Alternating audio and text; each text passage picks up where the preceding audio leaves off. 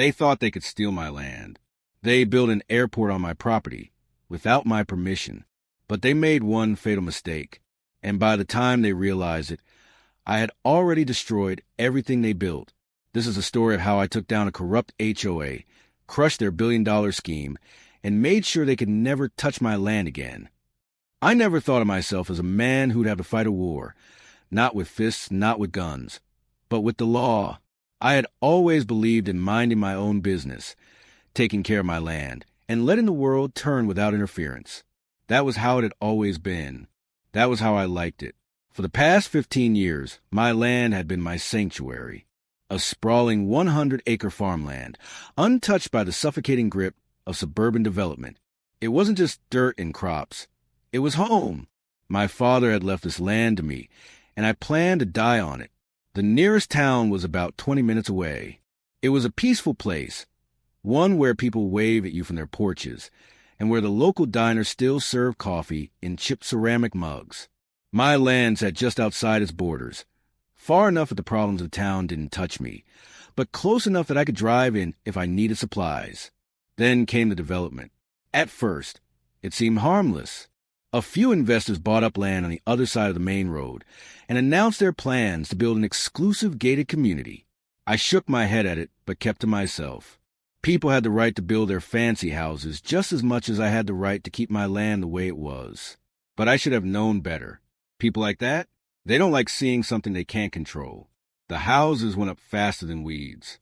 Within 6 months, the barren lots across the road had transformed into a cookie-cutter nightmare. Identical 2-story mansions with neatly trimmed hedges and perfectly painted mailboxes. Everything was uniform. Everything was controlled. And that's when the letters started coming. At first, I thought it was a mistake. A crisp white envelope in my mailbox, addressed to current landowner. Dear resident, the Maple Oaks Homeowners Association would like to extend a warm invitation to you. As a property owner near our newly established community, we would like to offer you the opportunity to join our HOA. By doing so, you will ensure that your property aligns with the aesthetics and standards we uphold. Please review the attached documents for compliance expectations. I laughed and tossed the letter aside. Me? In an HOA? Not a chance. A week later, another letter came. Then another. Then another. Each time, the wording became less friendly. The invitation turned into a strong recommendation, and then into an urgent request. Then came the first real warning. Dear landowner, your property has been noted to be non-compliant with Maple Oaks community standards. We request an immediate assessment to determine if modifications are necessary to maintain the visual harmony of our neighborhood. Failure to respond may result in further actions. That made me pause. Further actions? I wasn't even part of their damn HOA. How could they enforce anything on me? I crumpled up the letter and threw it into the fire pit on my porch. Let them come. Let them try. It started subtly. One day, I came back from town to find that my mailbox had been replaced. Instead of my old rusted box that had been there since my father's time, there was a brand new HOA-approved mailbox, the same style as the ones in the gated community. I ripped it out and tossed it in my barn. Then the violations began. One morning, a bright red sign was nailed to my fence. Notice of noncompliance. This property does not meet the standards set forth by the Maple Oaks HOA. Please rectify the following violations immediately. Unkempt vegetation, non-regulated fencing, unapproved structures. I stared at the sign, my pulse pounding. Unkempt vegetation? This was farmland. What the hell did they expect? The next day, I caught a group of men standing near my property line. They were pointing and taking notes. HOA inspectors. I stormed over, hands clenched. What the hell do you think you're doing? A tall, gray-haired man with a smug expression turned to me. Henry Langston, the HOA president. We're conducting an assessment, he said smoothly, like he was doing me a favor. This isn't your land, I snapped. Langston smiled. Not yet. I should have known then that they were planning something bigger. But I didn't realize just how far they'd go. Not until the bulldozers came. One afternoon, I heard the distant roar of heavy machinery. At first, I thought a neighbor was working on something. Then I saw the dust clouds rising from my property. I jumped into my truck and sped toward the backfield. What I saw nearly made my heart stop. Construction crews.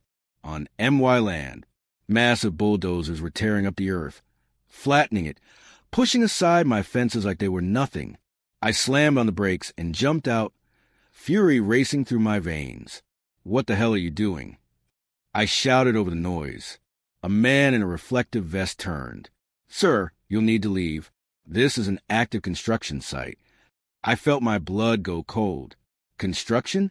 On MY land? Before I could respond, Langston appeared from behind one of the trucks, arms crossed, a satisfied smirk on his face. "I tried to warn you," he said, "but you refused to cooperate." I stepped forward, fists clenched. "Get your damn machines off my land." Langston shrugged. "It's not your land anymore." My stomach dropped. "What the hell do you mean it's not my land?" I demanded. Langston sighed, like he was talking to a stubborn child. "We've secured an easement for the community airport project," he said. "The county approved it." I shook my head. "No way. That was impossible. I had never sold an easement. I owned every inch of this land." "You're lying," I spat. Langston pulled a folder from his briefcase and handed it to me. "See for yourself." I snatched it and flipped through papers. My eyes scanned the legal jargon, then stopped on a section that made my breath catch. It was an easement agreement, a contract that granted the HOA access to my land. And at the bottom, a signature. My signature. Except I had never signed it. Langston smirked as realization dawned on my face. "Like I said," he said, smoothly, "this isn't your land anymore." I stood there, the forged easement agreement burning in my hands. My own name, my signature, at the bottom of the document. Except I had never signed it. Langston, the HOA president, watched me with a smug expression, his hands neatly folded behind his back, as if he'd already won. His pristine suit and expensive watch screamed the kind of arrogance that came from getting away with too much for too long. "I don't know where the hell you got this," I said through gritted teeth, my fingers tightening around the papers, "but I never signed this." Langston smirked. "Well, county records say otherwise." I looked past him at the bulldozers tearing up my land, my father's land. This wasn't just a legal battle anymore. This was war. "You think you can steal my property and just get away with it?" I stepped forward, my jaw clenched. "You have no idea who you're messing with." Langston let out a short chuckle, like I was some petulant child throwing a tantrum. "Listen, I try to be reasonable," he said, his voice dripping with condescension. "This project is bigger than you. It's for the community, for progress. You can either accept it, or you can make this difficult for yourself." I took another step forward, until I was close enough to see the amusement flicker in his eyes. "Oh, I'll make it difficult, all right." His smirk faltered. I turned on my heel, leaving him standing there with his false confidence. He had no idea what was coming. That night, I called the one person I knew could help me, Dan Keller, my lawyer. Dan had been a family friend for years, and he knew property law like the back of his hand. I didn't waste any time when he picked up. "The HOA forged an easement and is building on my land," I said bluntly. There was a long pause. "Tell me everything," Dan finally said, his voice suddenly sharp. I gave him every detail. The forged document, the construction, Langston's smug attitude. "You're sure you never signed anything?" "Dan, you know me," I said. "I'd rather burn my own fields and sign anything that gives an HOA power over my land." Dan sighed. "Then this is illegal. If they faked your signature, that's fraud. But we need proof. Meet me at the county clerk's office first thing in the morning." I barely slept that night. Every time I closed my eyes, all I saw was bulldozers carving up my property, wiping away the history, the blood, the sweat my family had put into this land.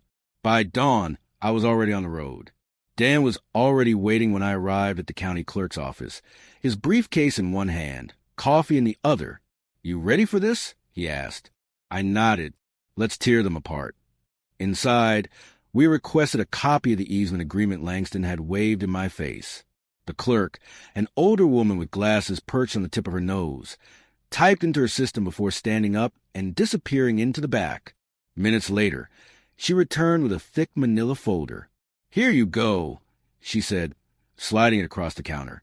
Dan, I flipped it open and my breath caught. The signature at the bottom. It looked like mine, but it wasn't. "This is a forgery," Dan muttered, his brow furrowed. But that wasn't the worst part. The document had 2 witness signatures. One of them was Langston's. My stomach twisted. He had signed as a witness to a forged document. This wasn't just fraud. This was criminal. Dan let out a slow breath. "We've got them." But before I could even savor the small victory, the clerk spoke again. "Funny thing about this easement," she said, tapping her pen against the counter. "It was filed only a month ago. But county law requires property easements to be posted for public review for at least 6 months before approval." My head snapped up. Dan's eyes gleamed. "They didn't just forge your signature," he said slowly. "They skipped the legal waiting period, too." The HOA had made a fatal mistake. By the time we left the clerk's office, Dan had already called his legal team. This wasn't just a lawsuit anymore. This was going to be a full-scale takedown. First, we filed an emergency injunction to stop all construction immediately. Then, we prepared a fraud case against the HOA. And just to make things interesting, Dan contacted the county district attorney. "If we can prove Langston forged your signature," he said, "he could face criminal charges." Now it was my turn to smirk. That afternoon, I drove back to my land. The bulldozers were still there, and Langston stood nearby, talking to a few men in suits. Probably investors. I parked, stepped out, and pulled out the injunction order. Langston barely had time to react before I shoved it into his chest. "What's this?" he frowned, snatching the paper. "An order from the county court," I said. "You and your little airport project? Shut down." Langston's face darkened as his eyes scanned the document. His investors started whispering amongst themselves. "You can't do this," he growled. I grinned. I already did. The news spread fast. The local paper picked up the story, then the regional news stations. Local HOA accused of land fraud. Private airport project shut down. Suddenly, the perfect, exclusive community of Maple Oaks didn't look so prestigious anymore. And then came the real kicker. A few days later, I got a call from Dan. "They're launching a full investigation into the HOA," he said. "Apparently, you're not the first landowner they've tried to screw over." My jaw tightened. "Who else?" Dan sighed. "There's a guy about 10 miles out. He owns a small horse ranch. They tried to fine him for violating HOA rules, even though he never joined." "Anyone else?" "A widow," Dan said. "They fine her for not keeping her grass short enough, even though she doesn't live in the HOA's jurisdiction." I clenched my fists. This wasn't just about me anymore. The HOA had been pulling this crap for years, and no one had fought back. Until now, Langston had thought I'd be an easy target. He had no idea that by coming after me, he had signed his own destruction.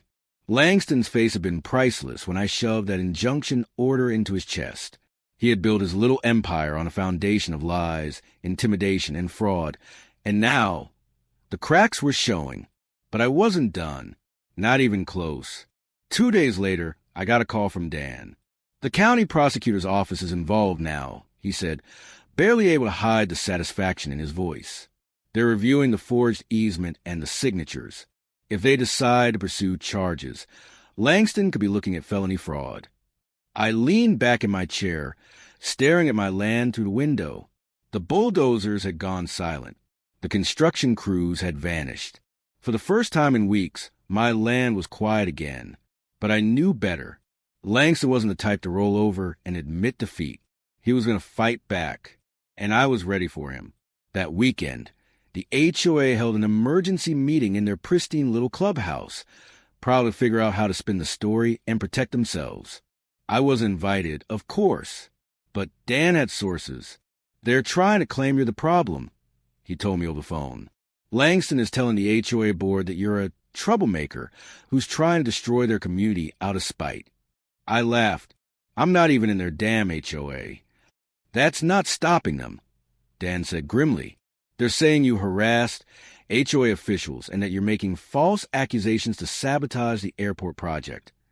I clenched my jaw. They were trying to play the victim, but they had one problem. The truth was on my side. The news coverage had rattled a lot of people. Homeowners in Maple Oaks had been blindsided by the scandal, and now that the county was investigating, they were worried. One by one, they started turning against Langston. The first cracks appeared in an HOA town hall meeting. A local reporter had managed to get inside, and later, I saw the footage on the evening news. A woman, probably in her mid-40s, dressed in a crisp blouse and pearls, stood up and crossed her arms. "Mr. Langston, is it true that you forged legal documents to take this man's land?" Langston cleared his throat. "That's a misunderstanding. The woman wasn't having it. You told us this project was above board. You said everything was legal." Another homeowner stood. "And now the county is investigating us. You put all of us at risk." Langston's face turned red. "Now, let's not be dramatic." But the room erupted. They weren't defending him anymore. They were demanding answers. The very next morning, I filed my own lawsuit. Dan drafted it up with the kind of precision that would make a surgeon jealous. We were suing the HOA Langston and Construction Company for fraud for forging my signature, property damage for the bulldozing they had already done, emotional distress because I'd spent weeks watching my land get ripped apart, and just for good measure, Dan threw in a claim for punitive damages. "This isn't just about winning," Dan said. "We're going to make sure they never pull this crap again." The lawsuit hit the HOA like a nuclear bomb. By the end of the week, HOA board members started resigning. Some of them lawyered up. Others turned on Langston, claiming they had no idea about the fraud. Langston was now completely alone. And that's when the real trouble started. A few days later, I was out fixing my fences when I saw a black SUV pull into my driveway. Two men in suits stepped out. One of them flashed a badge. "County investigators." I shook their hands and led them inside. "We wanted to speak with you about your case," one of them said, setting a recorder on the table. They grilled me for an hour, going over every detail, the forged signature, the illegal construction, the harassment. When they left, I watched them drive down the road, straight toward Langston's house. That evening, I got a text from Dan. "Langston's been arrested. Felony fraud. We got him." I closed my eyes and exhaled. It was finally over. Langston was behind bars. The HOA had crumbled. The fraudulent airport project had been completely shut down. But even with all that victory, my land was still scarred. The bulldozers had torn through acres of fertile soil. The fencing around my property had been wrecked. The peaceful view I once had was still tainted by the ghosts of construction equipment that had rolled across my land. Winning in court was one thing. Rebuilding what was lost was another. That morning, I walked the perimeter of my land, inspecting the damage. My boots sank into the uneven dirt, the same dirt that had been carefully tilled by generations before me. I took a deep breath.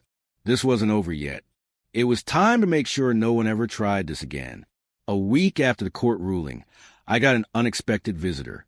A small group of former HOA board members showed up at my doorstep, looking about as defeated as a bunch of kids caught stealing from a candy store. "We need to talk," one of them said, his voice hesitant. I folded my arms. "About what?" They exchanged uneasy glances before the older man in the group spoke. "Look, Langston was a corrupt leader, but not everyone in the HOA supported what he did." I raised an eyebrow. "Oh, really? You all seemed pretty comfortable when he was in charge." They shuffled their feet, clearly uncomfortable. "We want to make things right," the man continued. "The HOA was a community organization. Without it, the neighborhood is falling into disorder. People are worried about property values, about safety." I let out a dry laugh. "You mean people are worried they won't have someone harass their neighbors over mailbox colors and lawn heights?" They bristled at that, but didn't deny it. One of the women in the group spoke up, her voice softer. "We want your help. We know you have influence now. If you support a new HOA leadership, we can rebuild something better, fairer." I stared at them for a long moment. Then I laughed. A deep, satisfying laugh. Let me get this straight. I said, you want me, the man whose land you tried to steal, to help rebuild the very HOA that tried to destroy me? Their expressions shifted. They had nothing left to bargain with. I stepped forward, making sure they saw just how much I wasn't interested. I don't think you get it, I said slowly. There will never be an HOA here again. Their faces fell. I crossed my arms. And if any of you so much as try, I'll bury you in so many lawsuits that you'll wish you were sitting next to Langston in prison. They left in silence. I had crushed the last remnants of their control. Even though the HOA itself was dissolved, there was one last matter to deal with. All the remaining HOA assets, bank accounts, property records, leftover fines from unsuspecting homeowners, were tangled in legal red tape. Since the HOA had been ruled as a fraudulent organization under Langston's leadership, the county had frozen its assets. And here's where things got interesting. Dan called me a few days later, his tone unusually amused. You're not going to believe this, he said. What? The county is auctioning off the remains of the HOA. I frowned. What does that even mean?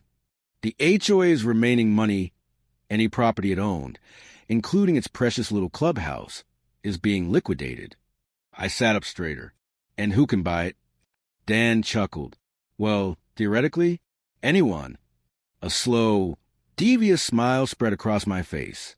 1 month later, I stood in a small county auction house, surrounded by bankers, lawyers, and a few desperate former HOA members hoping to scrape back what they'd lost. They had no idea what was coming. I had already done my homework.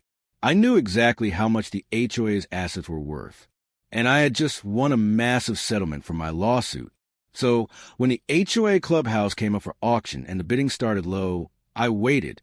The former HOA members threw in a few desperate bids, but their funds were dried up. When the time was right, I raised my hand and calmly placed my bid.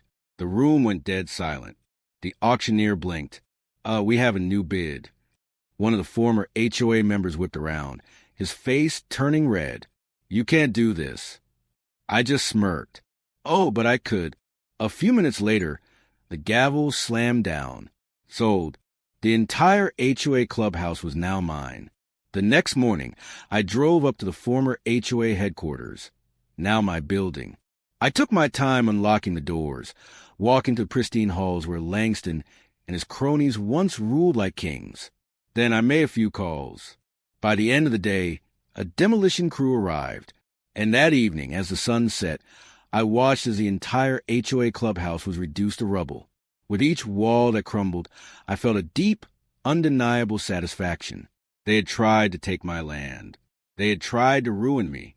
And in the end, they had nothing left. I had erased every last trace of their power. With the HOA officially dead, you'd think that life would return to normal. But old dictators don't die quietly. Even though Langston was rotting in prison and his cronies had been scattered like rats fleeing a sinking ship, some former HOA members still clung to the delusion that they could rebuild. It started small. A few concerned homeowners try to organize community meetings. They whisper about starting a new and improved HOA, one that would be fair, transparent, and nothing like the old one. I heard about it from Dan, who called me one afternoon, his voice laced with amusement. They just won't give up, will they? He chuckled. I snorted. They lost everything. They're desperate. But desperate people, they make mistakes. And I was ready to make sure they stayed buried. One day, I received a certified letter in the mail. It was from a lawyer representing a group of former HOA members. They were suing me. Apparently, they claimed that by tearing down the HOA clubhouse, I had damaged the community's heritage and caused emotional distress for the homeowners who relied on the HOA for community stability. I laughed so hard, I nearly dropped the letter. Dan, I said, forwarding him a photo of the lawsuit, you have to see this. When he called me back, he could barely contain his laughter. This is the most pathetic lawsuit I've ever seen, he said. It won't hold up in court for 5 minutes. But I wasn't just going to win. I was going to bury them. Dan and I countersued for frivolous litigation and harassment. It took less than a month for a judge to throw out their case and rule in my favor. The remaining former HOA members who had filed a lawsuit, they were personally fined for wasting the court's time. One of them even had to sell his house to cover legal fees. That was the final nail in the coffin. They never tried again. You'd think the airport project was dead along with the HOA, right? Well, not quite. Even though the HOA was gone, some investors had poured serious money into the project. They weren't happy about the whole thing falling apart. One day, I saw a couple corporate suits snooping around the land. I walked out onto my porch, arms crossed. "Can I help you?" One of them, a slick-looking guy with a Bluetooth earpiece, gave me a fake smile. "We're representatives from a development firm. We'd like to discuss." "No." His smile faltered. "Sir, you don't even know what we're offering." I stepped closer. "I don't care." The other suit cleared his throat. "You don't have to be hostile, sir. We're just here to make you a very generous. I don't care if you offer me $10 million. This land is mine, and I'm not selling a damn thing." Their expressions darkened. That's when I knew. They weren't here to negotiate. They were here to pressure me. I stared them both down. "Get off my land." They hesitated. I took one more step forward. "Now." They left. They never came back. The airport project? Officially dead. With the HOA dissolved, the community was in chaos. For years, people had been bullied into compliance. Now they were lost. Some homeowners were thrilled. No more ridiculous fines for minor infractions. Others? Panicked. They had relied on the HOA to maintain order. That's when I saw my opportunity. Over the next year, I began buying up land. Some homeowners, especially the ones who had been Langston's biggest supporters, wanted out. They didn't want to live in a place with no HOA rules to protect them, so they sold, and I bought. By the time I was done, I owned over half the community. I leased some properties to farmers. I donated part of the land to create a nature preserve, and the rest I turned into a private, gated neighborhood, but with one major difference. No HOA, ever. The land that had once been ruled by tyrants was now a place where people could live freely. One evening, I stood on my porch, looking out over my land. My land. No HOA. No airport. No corporate suits. No greedy tyrants trying to take what wasn't theirs. Dan called me as the sun set, his voice warm with satisfaction. "You did it," he said. I exhaled. "Yeah, we did."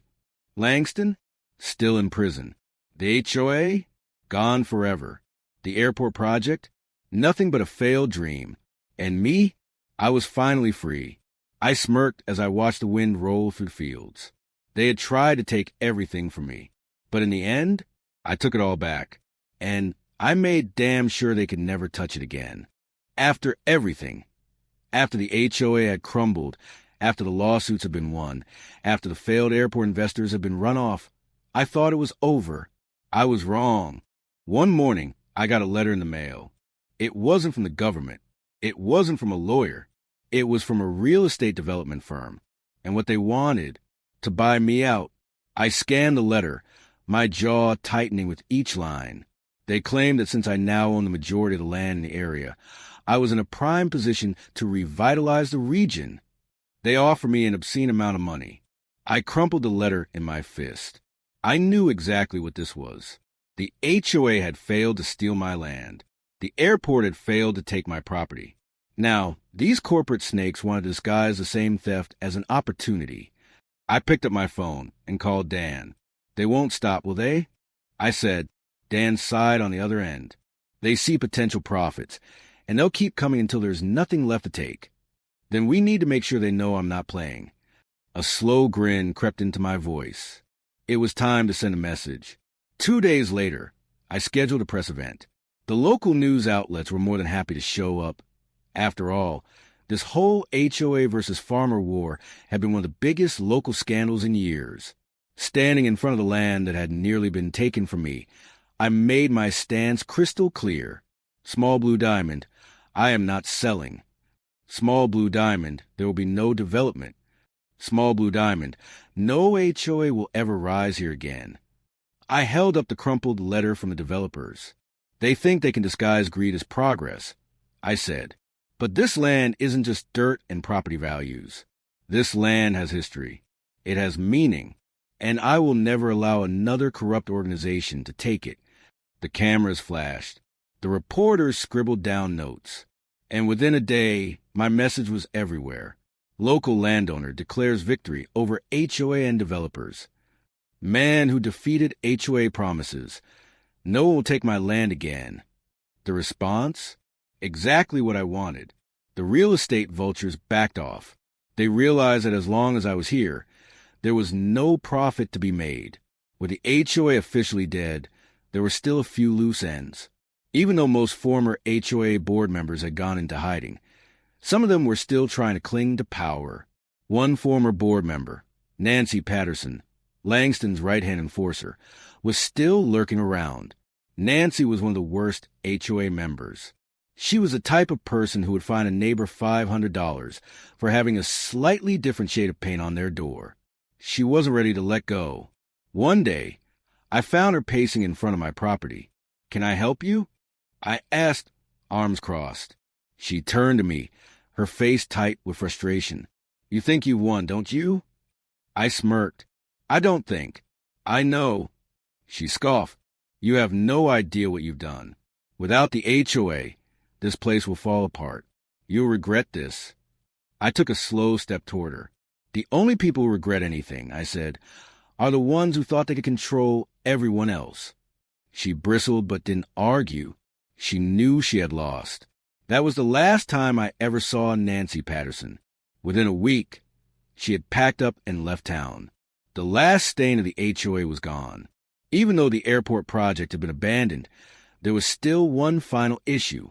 The half-built structures, the ugly, rusting remains of what Langston and his investors had started, were still standing. And they were a liability. After months of legal battles, I finally won full rights over the land. I made one phone call, and the next week, the wrecking crews arrived. As I stood there, watching the last remains of the airport being demolished, I felt a sense of finality. Langston had tried to turn my land into a profit machine. Now, it was nothing but open fields again. I had erased his legacy completely. Years later, the land still belongs to me. Small Blue Diamond, the once HOA-controlled properties, now peaceful, with no threats of fines or harassment. Small Blue Diamond, the land that almost became an airport, replanted and restored. Small Blue Diamond, the community, finally free. One afternoon, I walked to the highest hill on my property and looked over the land. My land. It had been a long battle. But in the end, I won, and I made sure that no one ever again could take it from me. Some people think they can bully and cheat their way through life. They think they can take whatever they want, manipulate the system, and silence anyone who stands in their way. Langston thought he could take my land. He thought I was just some nobody farmer who would roll over and let him win. He was dead wrong. And now, he'll be spending the next few years behind bars, thinking about just how badly he underestimated me.